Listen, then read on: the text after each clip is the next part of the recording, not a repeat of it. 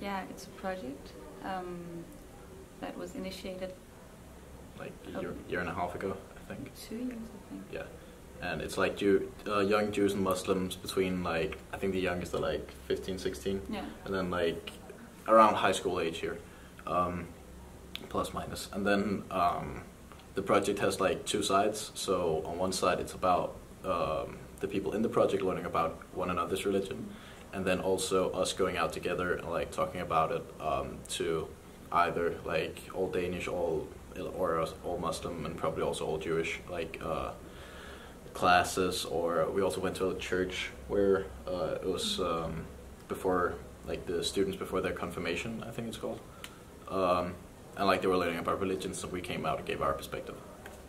Yeah, so I think it's also a lot about for the different minorities, especially religious and ethnic minorities here in the Danish society and community, for them to get in touch and learn more about each other, that we actually do face somewhat the same problems and challenges in our everyday life, or as a whole, as a minority.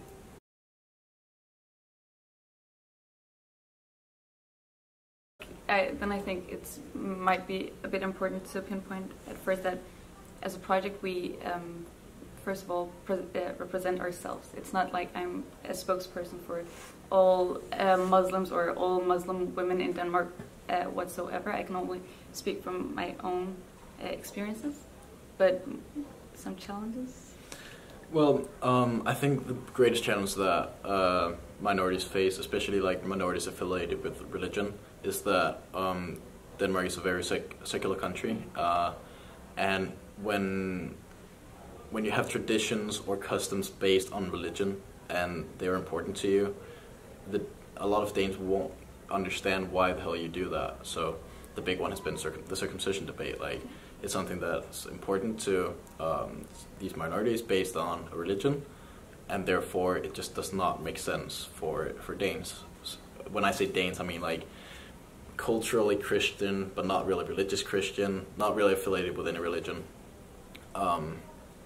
So what we try to do is not really convince them about anything, but we try to like give them our perspective of like how does a minority think about these things, like why can it be important to us. Yeah, it's again with the Danes thing, it's because for a lot of Danes it's like if you hold on to your own traditions or rituals or whatever culture, you give up on the Danish, and then you can't really be in this society or work as well in this community and this society. And that's what we're trying to tell, that is in fact not true, or at least not for us and the way that we see it.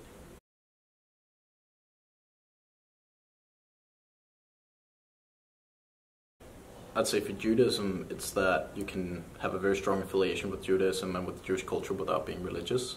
Like that like split that a lot of people don't understand, but like you can keep holidays, you can keep customs without like having a like strong relationship to God. And I think I wouldn't say most things, but one of the questions that I get the most is regarding my hijab or my scarf, and many people just assume that it was something I was told to do, which it's not.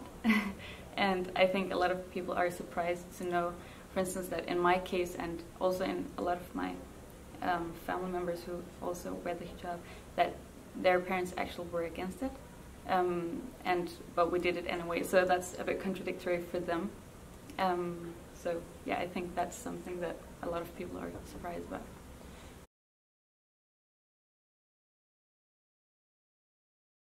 I've kind of like noticed that people do stare, and I really believe it's because people don't understand the concept of the hijab. For a lot of people, it's like by wearing the hijab you limit yourself, and for me, it's complete opposite of that.